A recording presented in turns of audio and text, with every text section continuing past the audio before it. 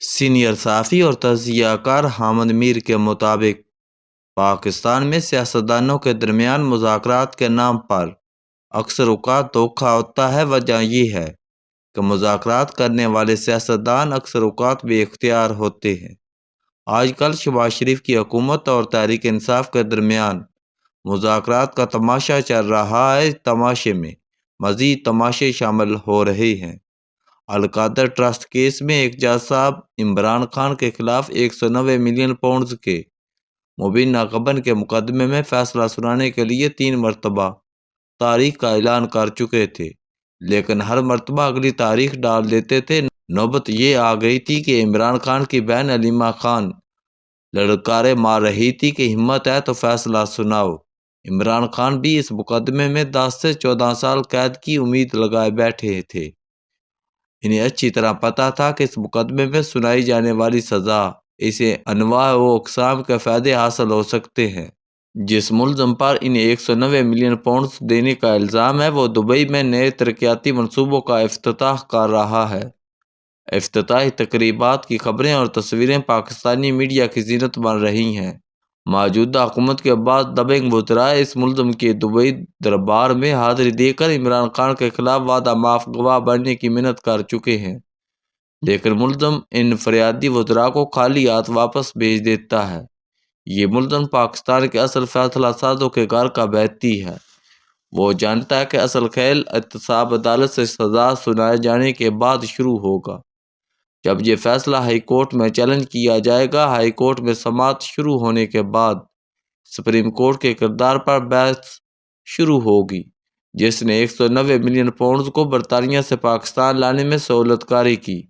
مجھے ذاتی طور پر علم ہے کہ ایک طرف موجودہ حکومت کی کچھ شخصیات عمران خان کو سیاسی طور پر ختم کرنے کے درپے ہیں، دوسری طرف یہ شخصیات القادر ٹرسٹ کیس کے دبئی بیٹھے ملزم کو کسی نہ کسی طریقے سے بچانا چاہتی ہے، اور یہی وہ تضاد ہے جس کا عمران خان فائدہ اٹھانا چاہتے ہیں۔ عمران خان کی سیاسی مقبولیت کو ختم کرنے کے لیے ایک سے زائد بار ان کے ساتھ ڈیل کی کوشش کی جا چکی ہے۔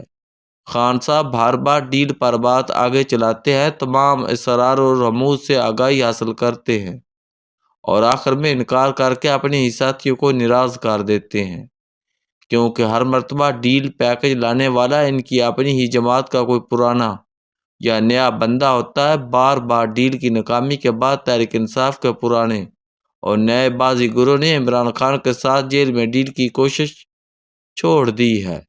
ان بیچاروں کو شک پڑ گیا ہے کہ خان صاحب رہائی میں سنجیدہ نہیں، بلکہ ڈیل کی بات چیت کرنے کے لیے پیغام رسانی کرنے والوں کی پہنچ کا اندازہ لگانے کے لیے معاملات آگے بڑھاتے ہیں اور پھر یو ٹرن مار دیتے ہیں۔ عمران خان ہر بار ڈیل سے انکار کر کے عوام الناس کو یہ پیغام دینا چاہتے ہیں کہ ان میں اور نواز شریف میں یہی فرق ہے۔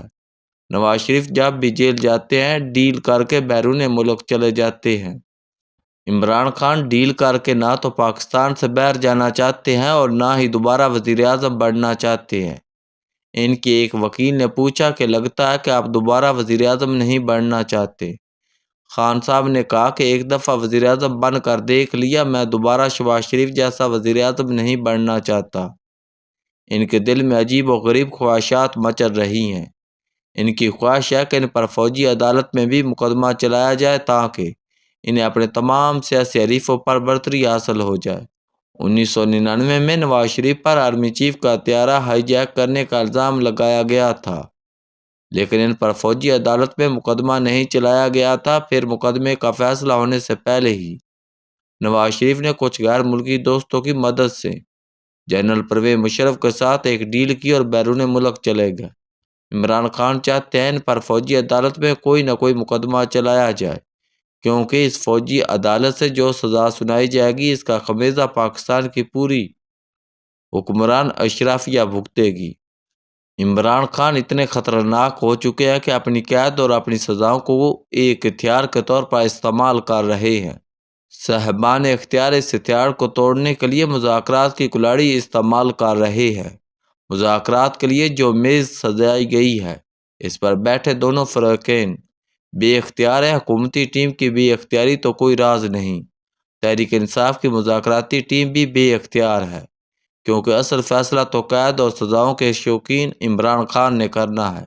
یہ وہ صورتحال ہے جس میں مذاکرات کے ساتھ ساتھ پاکستان کا پورا نظام انصاف ایک تماشا بن جائے گا۔ شہباز شریف کی حکومت کا دعویٰ ہے کہ اس نے پاکستانی معیشت کو بحران سے نکال لیا ہے، لیکن دوسری طرف وفاقی وزارت خزانہ کی طرف سے قومی اسمبلی کو بتایا گیا کہ گزشتہ مالی سال میں قرضوں کا بوجھ اور مالیاتی خسارہ بڑھ گیا ہے۔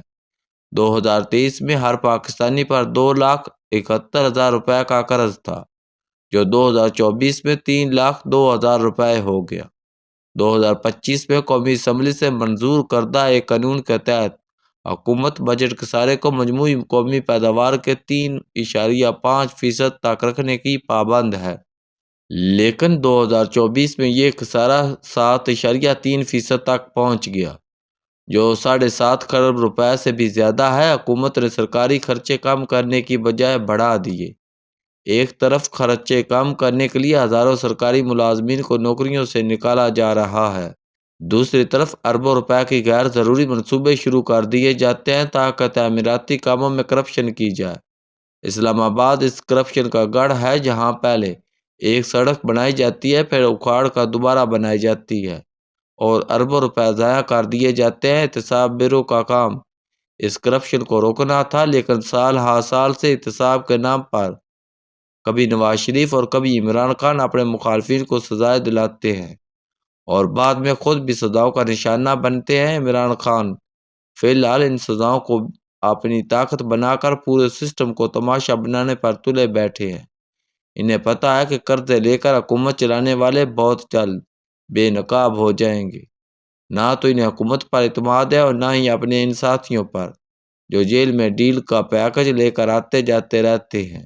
معاملات سنبھالنے کا ایک ہی طریقہ ہے کہ حکومت اور تحریک انصاف مل کر پارلیمنٹ کو بااختیار بنائے، جو آج کل ایک تماشا گاہ بنی ہوئی ہے۔